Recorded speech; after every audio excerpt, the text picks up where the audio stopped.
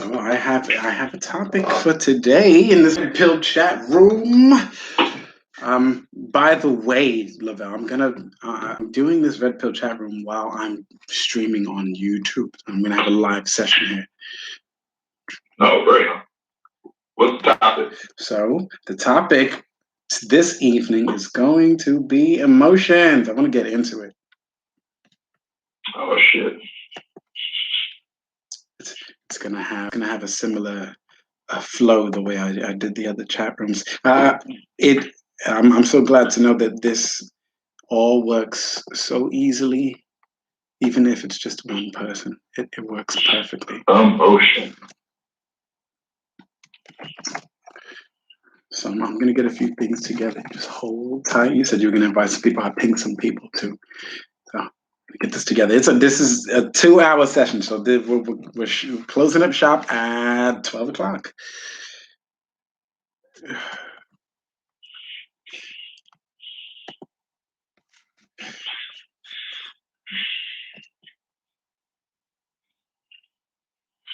Oh shit.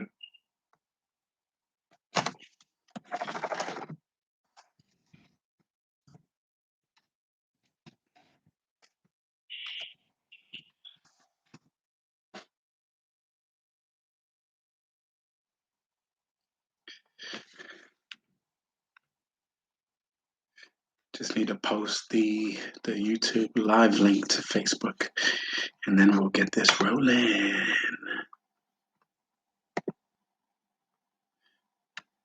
Again, if that really is one person and not just counting me, hello, welcome to the chat.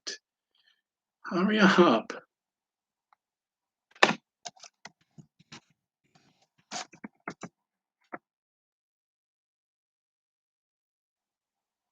I'm in. I have high hopes. Last time I did not use my headphones. This time I did, so the sound should be okay. This nan again. Ah, come on, move.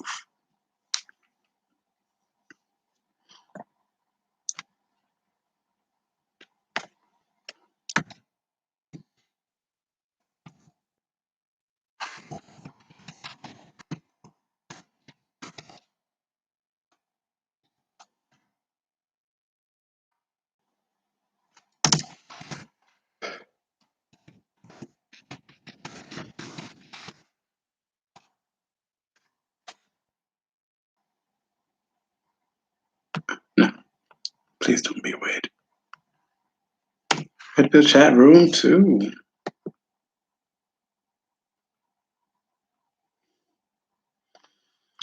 Attention, I'm just the radio one, reproducing the sound of the world. Won't you sing along? Our link is up on Facebook, so we can kick it a little bit before we really dive in. Nice to admit. Hey, do you have any drinks? I have some wine. $10 wine. It is not too complicated. I'm drinking my Serrano and Coke.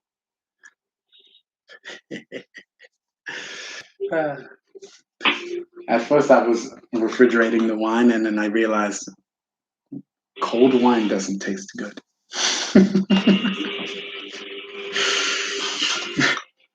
As a matter of fact, let me pour myself a glass. Let me do that.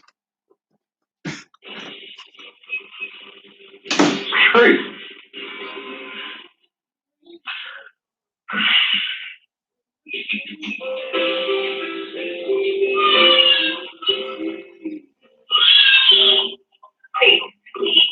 Don't you want to say?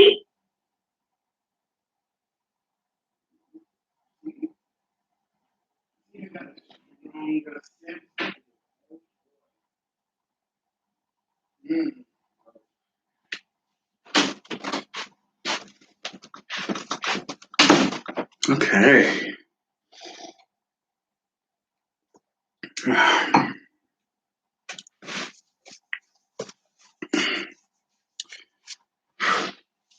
Got my drink.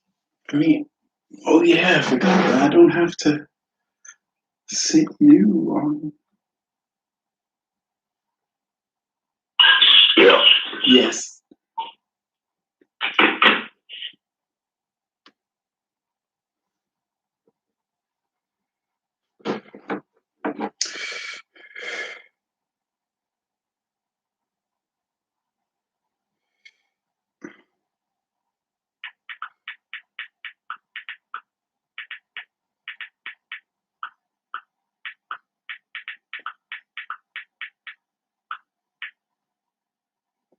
Oh, I don't know if that'll work, but hey, we're gonna do that.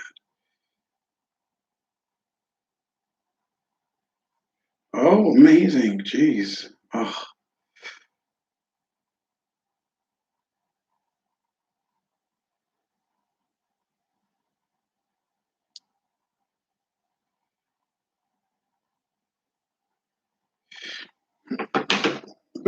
let's go back.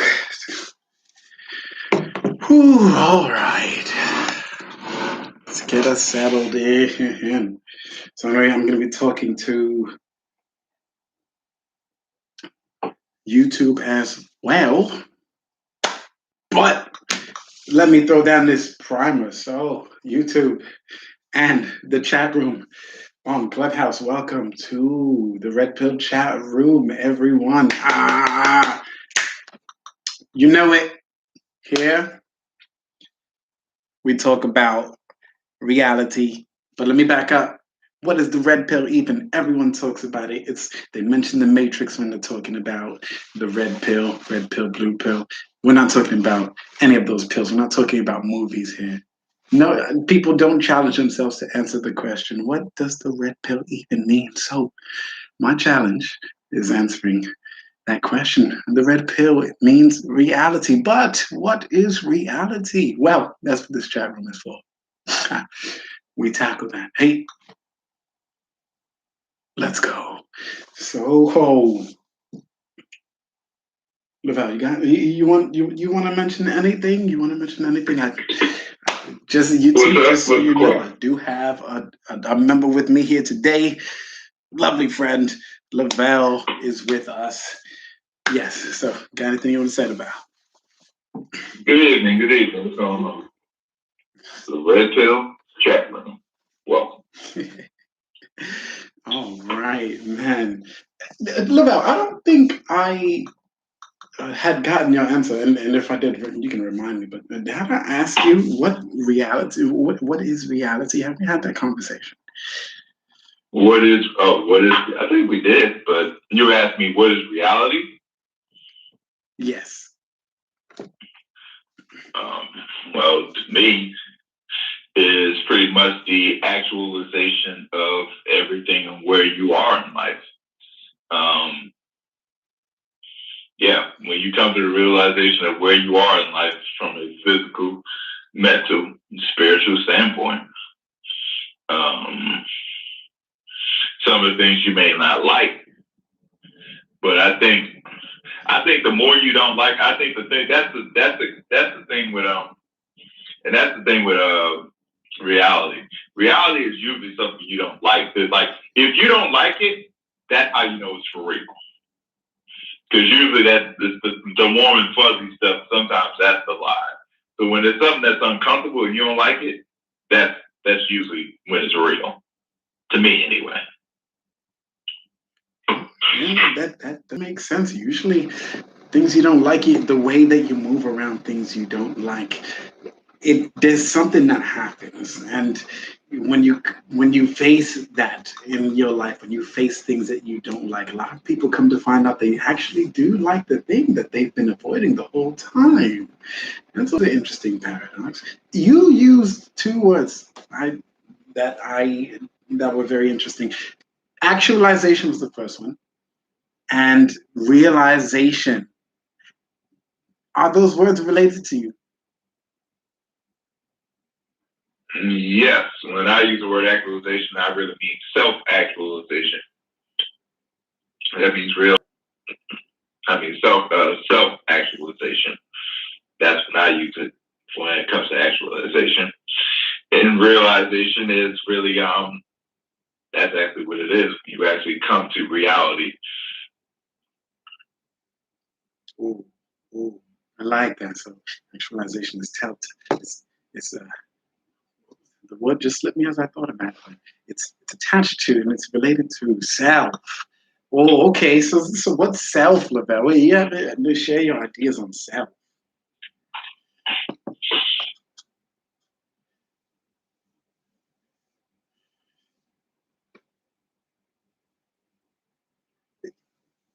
You heard the request?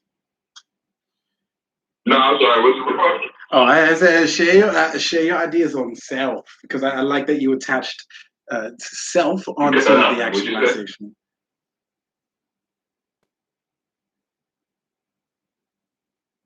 Do you need me to repeat it? Yeah, I missed what you said. What you said? Oh, I had said that I liked that you put self you put self on the actualization. So I wanted you to share. So what's your take on self? Yeah, you were barking, man. I missed what you said. Oh, okay. So then hold on. YouTube, sorry, but I think I'm going to have to disconnect the speakers because that's probably what the issue. I can hear you clearly now. What'd you say? Oh, great. I'm saying I like that you attached self onto the actualization, and I was asking you to go into what you thought self was.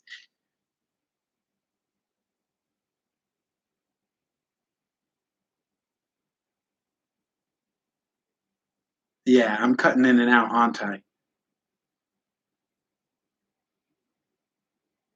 Cutting out, there you go. Yeah, okay, hold on. I'm sorry, YouTube. I have to do this. I'm going to close this app. Llamada terminada. Yes. How do I sound? I should be good now. Am I okay? Okay. Oof. So you said self-actualization when you said self. What's your thoughts on self?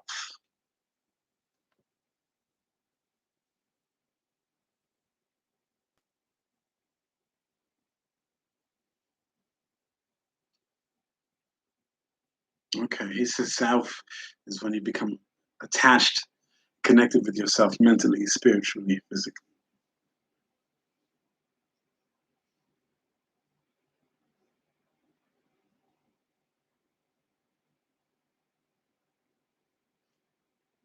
Agreed. Definitely about the journey. That part really gets people frustrated because typically it does seem like nowadays, if not from whenever I began this journey of life, a lot of people they're looking forward to the end. I've even been mentioning how people live to die nowadays. They don't live to live; they live to die. Like they're trying to pass off that Olympic tour so early. They're like 25 and they're already ready for the end of things, and that's such a strange paradox. I don't get it. I do not get it. I don't get what that is. Do you think they've seen something that we haven't? These people who look the the what I'm thinking. Yeah, what you got?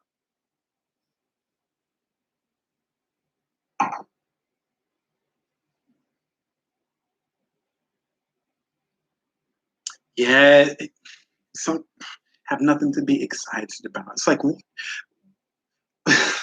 this is actually connected to another post that I made on Facebook where I said the people who hate themselves deserve the least compassion. Because imagine thinking that you know enough about yourself to hate all of it.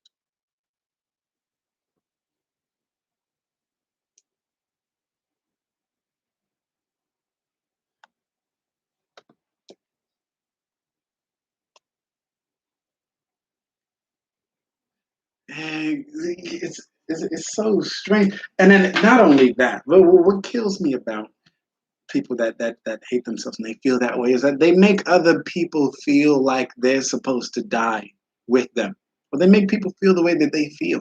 And to me, I think, if you wanted life to end early, I don't understand why you're making me feel like I want to leave this planet when you're the one who feels like you want to leave. So it's strange because they're, even while they are depressed and thinking about these just thoughts that have no progression, advancement, or development in them, they are still looking for a way to validate their beliefs. That's like a they're acting contrary to what they think. If you weren't trying to live, then why are you trying to live through people when you want to die? Because that's what it feels like to me. Like, if you don't want to be here, then don't be here. But that's not what they do. They live like they want to be here, but then tell you that nobody wants to be here. I don't know. I've experienced people who talk like that. People that, that speak the way you speak. They really don't. Like, I'm saying, honestly, I haven't really had spoken to anyone who speaks like that. I just haven't. It's so, the way I see people talk on social media, it really feels like it feels like that, and it might be to my I don't know if the word is detriment, because the way people communicate nowadays, they communicate through memes. And for a long time, I've either misinterpreted or I looked down on the fact they were communicating that way. So I'm thinking, hey guys, don't you think you'd want to, write actual letters on your screen and communicate with someone directly? But no, they put comedy and pictures of movies and shows to communicate their point. And to me, I'm like, wait, what? What's going on, guys? What are you doing? Um, but what have you seen if that's the case? Because I'm seeing something different here.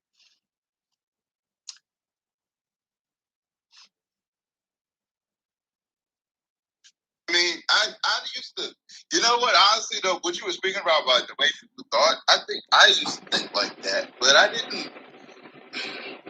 I remember putting that on to other people though. I was very isolated with that sort of thinking, honestly. You know what I'm saying? I was at a time where I was like isolating myself, like self-banishment, sort of.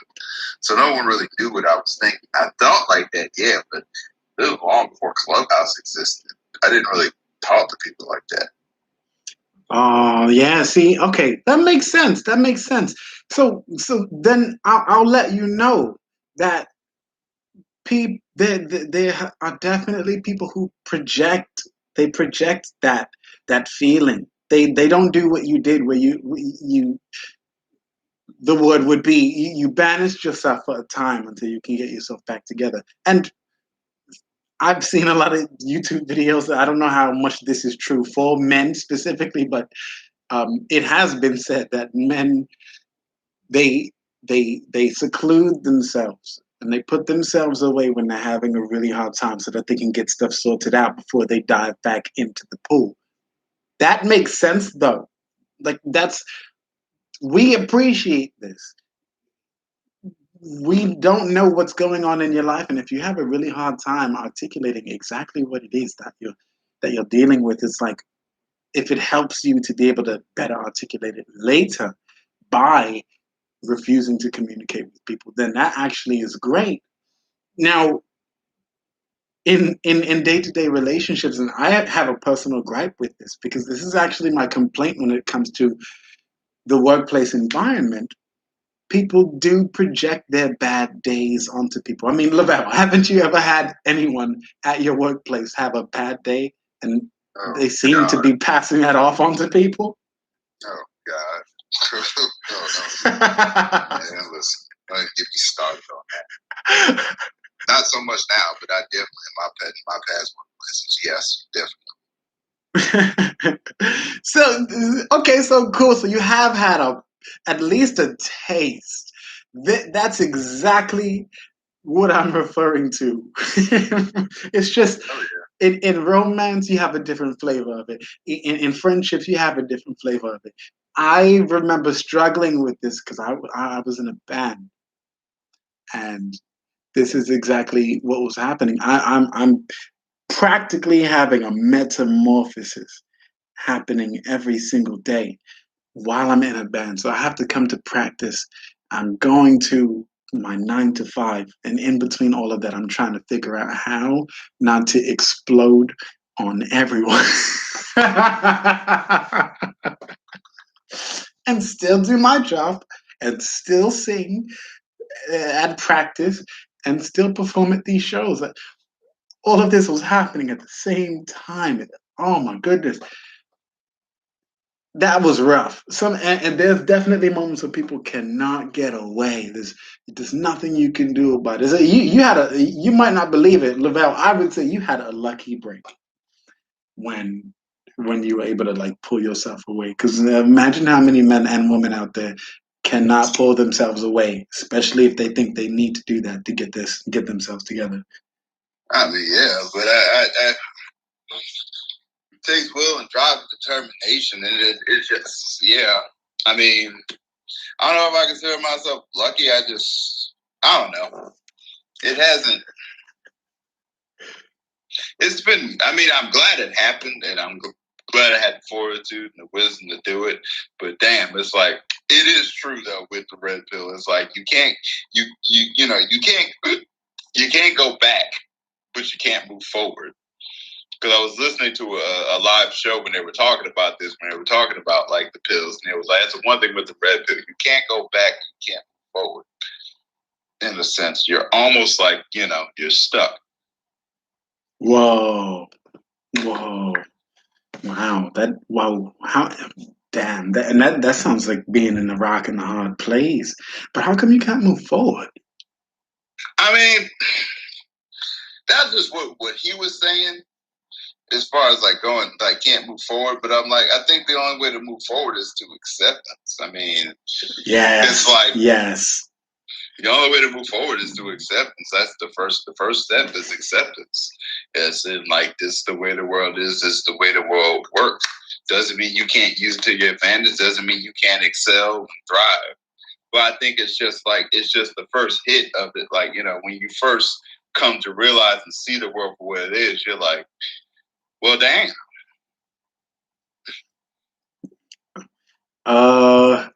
Greed, and I'd like to throw in my definition of that word acknowledge, because you used that earlier. That is a really good word, and a lot of people actually really need to get in tune with what this word means. But I split it into 2 parts. To acknowledge something is to accept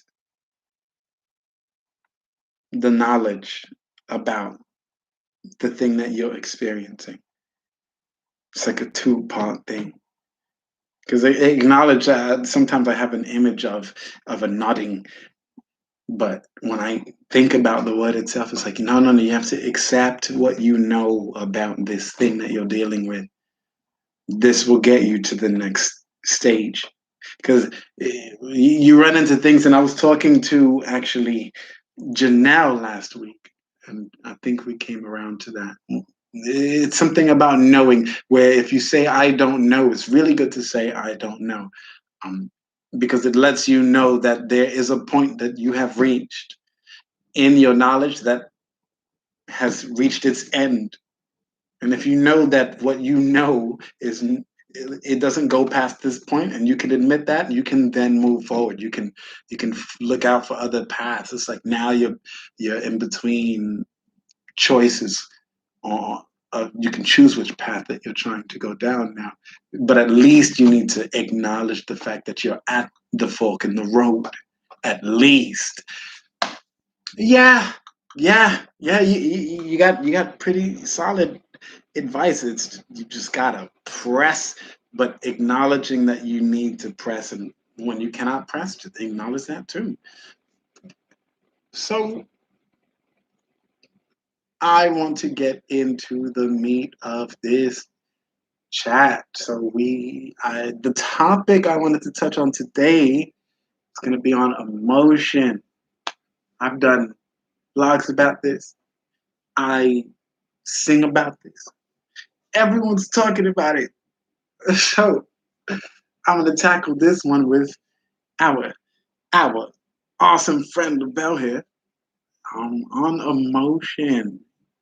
I already know LaBelle to be a very practical man, so this is going to be a very, very interesting conversation. I want to start this by breaking down the word even. So every time I hear the word emotion, I think energy in motion. E equals MC squared. It almost even looks like it. EMC emotion, right? Okay, just me? No? All right. Um, but then when you hear the word energy, I think expression. But what is expression? I would say it's the physical manifestation of your bodily movements. You're trying to prove something by the way that you move. So every time I hear emotion, I'm really thinking expression. Like, how are you moving? What are you doing? What are you saying? How are you saying it? It's always the what and then the how. What are you doing and how are you doing it? That is energy to me. That's emotion. That's expression. LaBelle, you have any thoughts on emotion? It can be completely separate from anything I just said. I just want to hear your take. I mean, with emotions, I just look at emotions are very important. If you control your emotions, you can control your emotion. Is a lot. Emotion. You can control your emotions. You can control your actions. Control your mindset. You know, controlling your emotion means controlling your actions and therefore pinpointing and going through with your mindset. You know what I'm saying? That's how you fortify your mindset is by controlling your emotions. Nice. Emotions connected to the mindset. I love that. When you when you use the word emotion, do you have an image? Is there something that you see when you hear the word emotion? When you say the word emotion, is there something happening? If you were to explain it to someone what emotion was in itself, do you have a description that you would use for that? I mean, you think about using most charged emotion is I think one of the quickest emotions that people feel more than anything is I mean sadness and anger. Those are one of the most, especially anger. Anger is one of the most potent emotions like ever because you are emotionally happiness too. Happiness and anger and sadness, all three of them. Those three are the biggest like emotions that really bring out your bodily functions. You know what I'm saying? Mm. Those are the three most powerful, most potent emotions that actually bring out your because your body, when you feel any of these three, your body physically gives a response. Wow, and then I wonder why it's so three. And it's funny because whenever I think about the most basic of emotions, you know how they have that comedy and tragedy mask. I think they connect that with Shakespeare a lot, but happiness and sadness, and you added anger.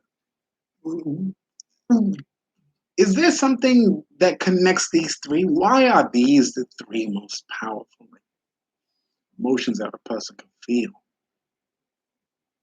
Because these three are the most ones that charge the mindset. Because these are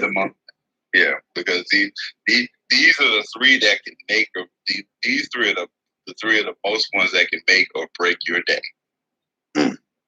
These three emotions alone. Let's okay. Let's I want to play around with this. So because when I hear these things, I'm thinking, if you're sad, you need something to offset that sadness. You're gonna want to be happy. When you get angry, it's something that has offset your happiness, you're gonna feel angry.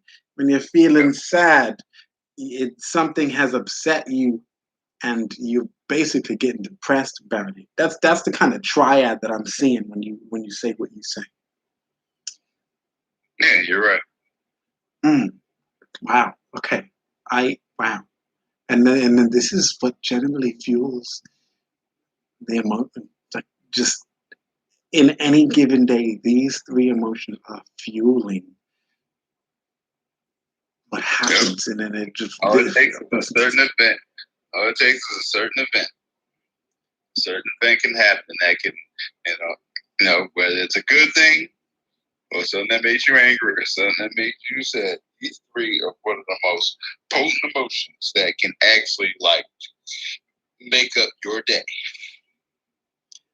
Oh man, okay. Because with me, when it comes to anger, I always feel like people tend to ignore the reason why you're angry.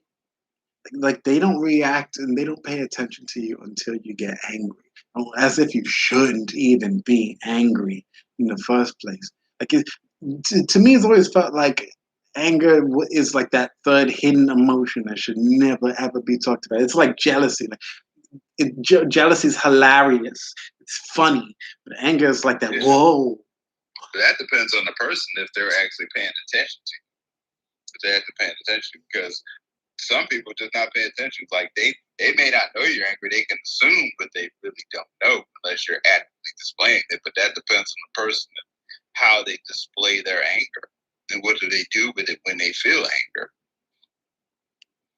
Because they'll do it. Someone will give a physical response. But like I said, but you're going to respond physically to an emotion before anyone else notices it. Agreed. This stuff. What do they say about energy? Energy is everything. Energy is everywhere. Yeah. So emotion is the same. That's actually really interesting. I tend. It's interesting to me because a fact I know about me is that I complicate things, and I complicate them because I delineate each and everything that I'm dealing with. Like I don't just pinpoint things and then it just doesn't work for me that way. But I'm glad to have heard it this way though, because I can see that in my life where it's like happiness. You see that I'm content, or if I'm feeling sad, something just happened that did not. It's making me not content. If I'm angry about something, somebody is pushing a boundary. It's that all three of these emotions. They're attached to something very, very tangible. Like if I care about you, I'm going to be feeling one of these three, no matter what. If I have something that I'm dealing with physically, say if I don't know, writing in my journal, or making music, like or talking to a friend, I'm going to be feeling these three, no matter what. Like the in betweens, I might feel whatever I'm feeling in between, but once it gets to the end of the day, it's either one of those three. Wow. Man, I'm gonna need to stew on that one later. I like that. It's like I finished the book. I was reading the book Emotional Intelligence. Well, I read two books: Emotional Intelligence and Anger, Wisdom for Cooling the Flame. So those are two books I read in the past month or so. Yeah. Wisdom for Cooling the Flames. Okay, yeah, that sounds like it's about anger. Yeah. Anger, Wisdom for Cooling the Flames, written by a Buddhist monk. So to touch on anger, and I'm gonna refer to me, and you can check in with me on the way that you use anger, because I want to talk about how anger is used, because you did say that it reflects itself in a bunch of ways. So me, I stew because I'm trying to make a stew. That rhymed, but I mean exactly what I said. because because because I'm a musician, and I believe that I remember that. I remember that right when I start to feel something like anger. And actually the way that I address anger is I feel angry because someone has taken something from me and I want it back. That's the way I think of anger. So to calm myself down even, I've recalled that to myself. Like they didn't take anything from me. And even if they did, either I can make this up, I can get this back. I'm not gonna need to tear them apart just to get what I want from them.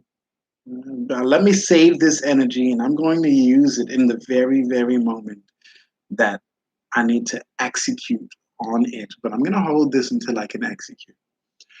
Um, and not in a vengeance kind of way, just there are better, I tell myself there are better emotions I can be using to get me, to get my way, dismissed, to get my way back to where I know I need to be or want to be.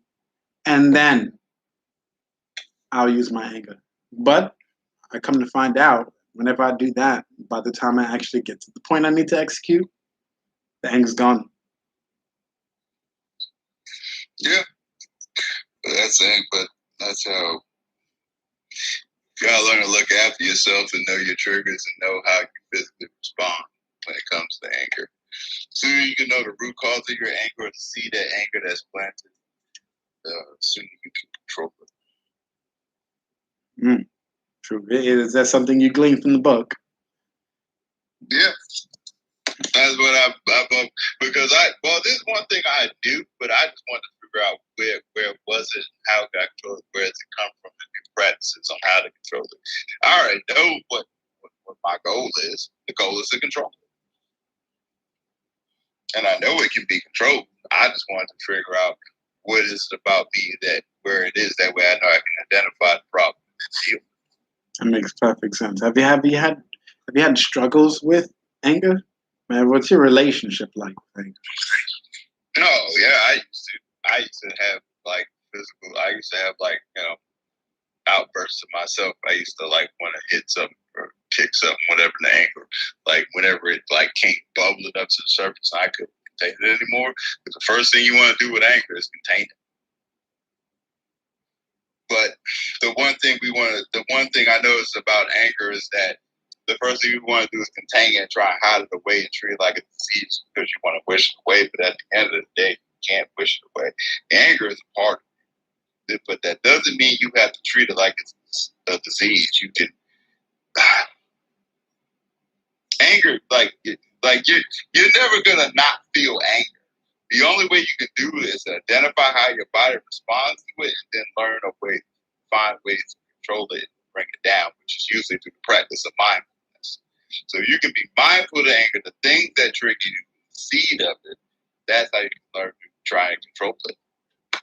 Because you have to become control of it. The only way to control it is by actually like addressing it, not treating it like a disease. Because you're human. You're supposed to feel anger. Agreed. Yeah, yeah. And that's one of the very first things we learn as children. It's like most of us know that our emotions, we're not supposed to feel them. We're not supposed to feel emotions unless our parents are happy with the way that we look about how we feel. We're not supposed to look angry. We're not supposed to feel sad because it'll make our sister look bad. It'll make our brother look bad. So, that's a that doesn't help us learn that our emotions belong to us and that we should be feeling them because they're completely valid for the experience we are currently having. Else, why would we be feeling this way right now? Very contextual. Yeah, 100%. So that's what I'm still on the journey. I'm still learning. But the first step is awareness. Now we're just putting it into practice. Oh yeah, awareness. Earlier about anger, you used mindfulness. Do you think that anger and awareness and mindfulness are similar, or do they have different functions? I think mindfulness is the same as awareness. It's been the same when it comes to mindfulness and awareness. But if you have to practice, you have to practice. It has to put into practice because you have to be mindful of the anger and know when it's coming.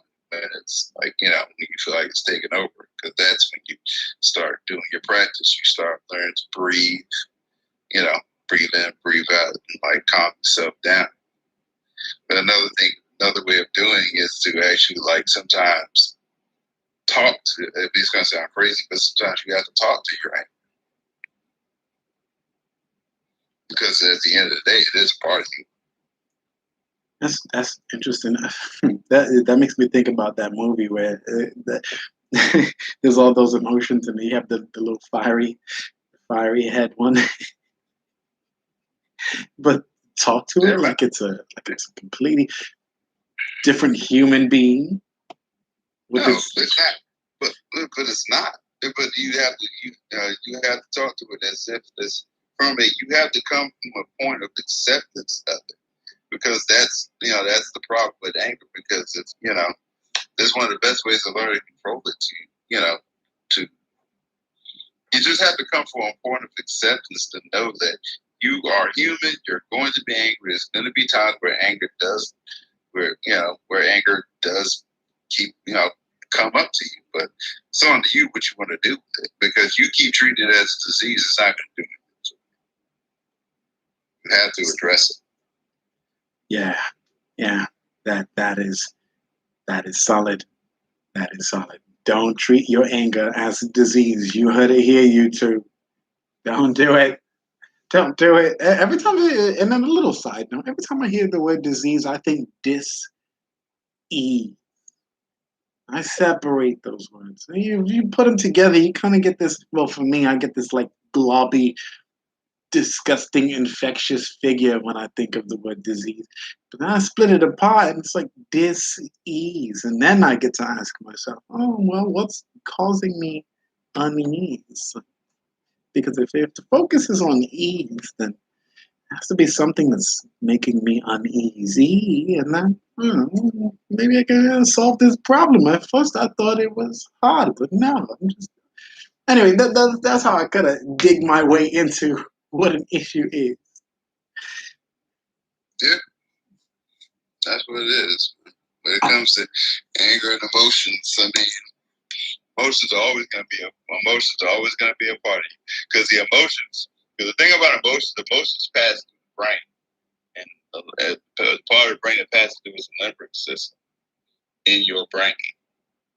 So that's where, because it has to pass through the limbic system in order to get to the logical part of your brain in order to process it. That's where the emotion comes out. Oh, so you said you were reading that book on anger. With everything you've read and everything that you know at this point right now, do you think that there is a bottom line across the board for everyone for where anger comes from specifically? I think Do I think anger has an origin for everybody? Yes. And yes, I do. And anger has an origin. It has an origin point for everybody. And what would you say that origin is, if you could take a hack at it? Probably came from, it usually starts when you were a child. Most of the time, at some point in your life during your childhood, that's usually where it starts.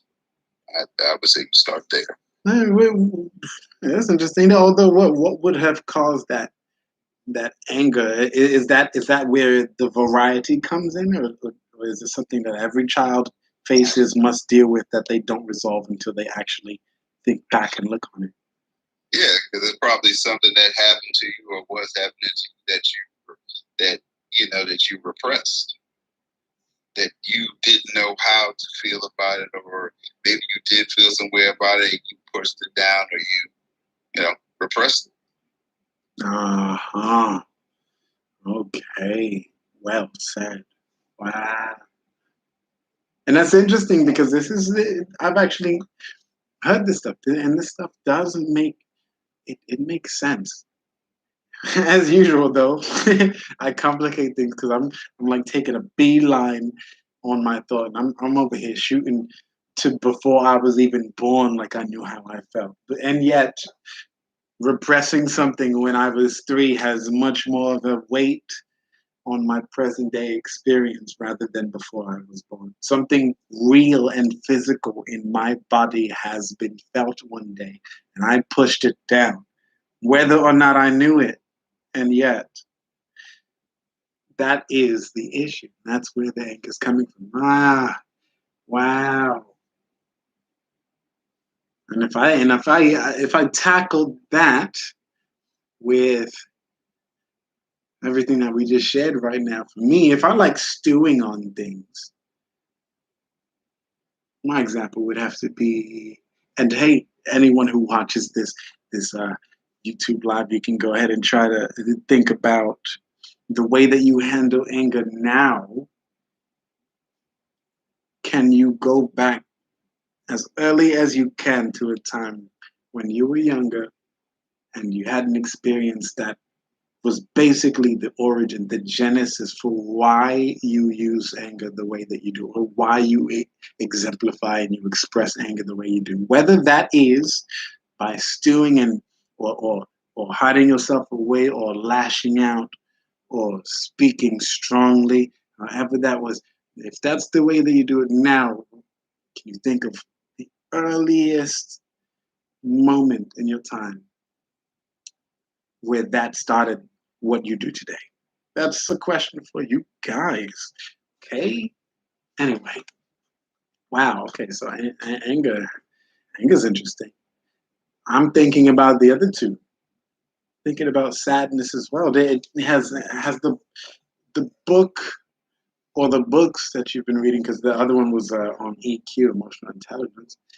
Did it touch on say happiness or sadness, or even emotions, because emotional intelligence makes that easy to identify? Was there anything on happiness or sadness? For me personally, did it touch on anything? Yes, yeah, it touched on that book. Yeah, it touched on a few things, but I intended it to because I want to know, because you can't escape emotion. I know you can't escape emotion, but that's why I wanted to read it, because I want to learn to figure out where I was with the emotion and how to control it, and where the steps I could take to keep it in check. Because I firmly believe you can control your you can control your emotions. There's little or nothing that can stop you. I mean, it's not going to stop you from feeling it, but it is going to control your response to it. You control your emotions. You control your responses. You know what I'm saying? Yes, I agree. I have had plenty of practices in that regard. Things that would shock me, because I like to keep a my awareness about me, and I like to be mindful about pretty much every step I take when things are like loud or quick and sudden and shocking. I'm not impressed. I'm unfazed, because I'm always so aware. So when things happen, I'm already, as if it was a real situation, I'm already ready to react to it. Yeah, yeah, that's that real stuff. Hmm. Hmm. Okay, so I'm thinking a thing. So last week we had pretty much an hour session, because it was just me and one other person, and I'm thinking the same thing here. I think we have a nice, well-rounded grasp on emotions, as far as the triad, because this is what it's looking like right now. So we've got a triad of emotions. Yes, you could feel a million things, but happiness, sadness, and anger are the three that pretty much motivate you and demotivate you, and make other reasons why you either are doing something or you're not doing something, or that something happened to you and it's connected to some kind of experience. Every emotion you feel in between is just your journey on the way to either one of those three. Do I have that right?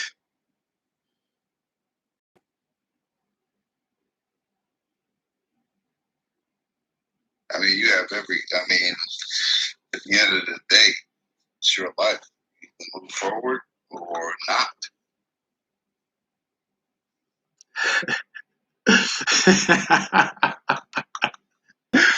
Lavelle is practical as ever.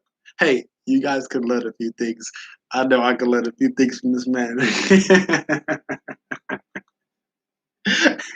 know, that much choice, man. You either like, take your hits and keep moving forward or not. I mean, it's part of life. Everybody's gonna get hit. Everybody's gonna take their hits. But you're either gonna move forward or you're not. That's on you. Can't nobody make you. Yeah, and then you've got there are people who know that, and they either take too many hits or they try to. Is it? Do you think there's such a thing as too many hits? First of all, I don't know. Been thinking about that. There's such thing as too many hits. I mean, here's the thing. Are you putting, at a certain point is, what are you doing to put yourself in that position to be taking all those hits? Like, what are you doing? You know what I'm saying? Because that matters too. What are you doing to be taking all those hits? Are you taking all, what's the goal? What's the end game?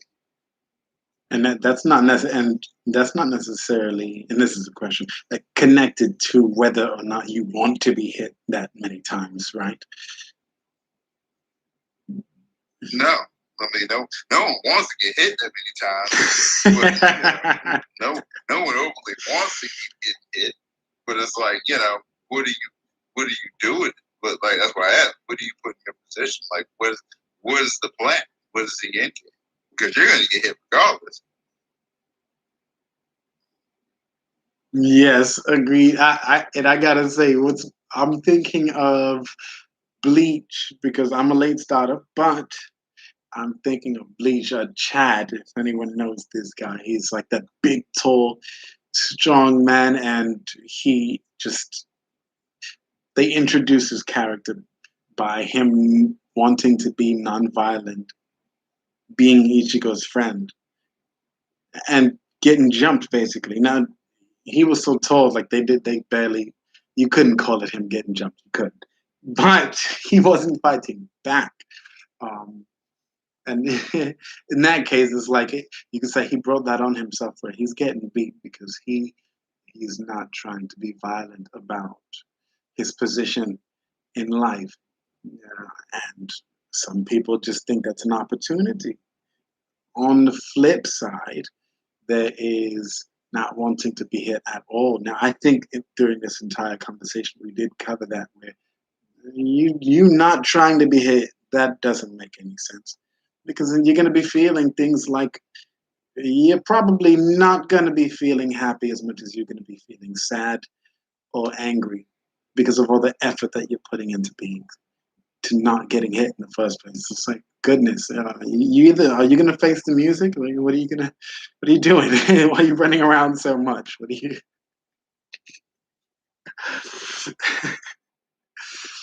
Oh, those are my thoughts on that. Huh? Do you, Lavelle, have any? Because I'm thinking about wrapping this up right here. I think this was a good. I think on YouTube we're about to hit an hour, but still, this is a good session. Do you got any final words you might want to throw in here about emotion? Just like I said, if you can control your emotions, you can control yourself. Controlling yourself, you can control. That facilitates the mindset. You know what I'm saying? Emotion is everything. Control your emotions. It can facilitate your mindset. Facilitate your mindset. That is what's going to push you forward. But you gotta get control of your emotions. You get control of knowing yourself. There it is. Hey, Levi, you sound like you know like 5 different martial arts. I don't. Yes. controlling your emotions. It's a journey and it's a struggle, but it's worth it. The only like that, I'm just doing the shit because you know what I'm saying. I'm trying to be a Jedi by the end of the year. Nice. I'm a Jedi by the end of the year.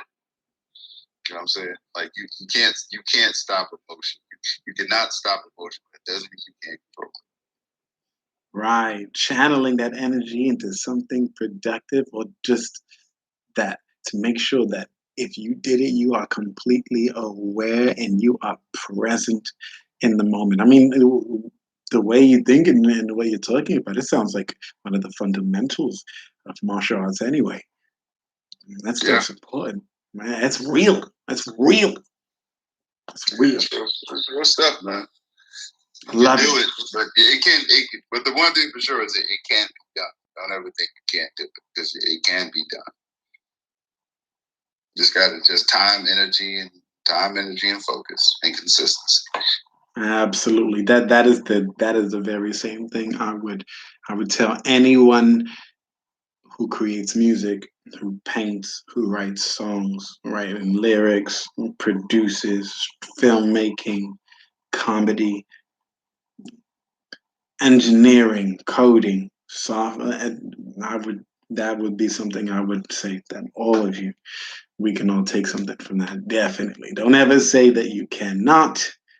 Channel the frustration, channel the happiness, channel the sadness, channel your emotions.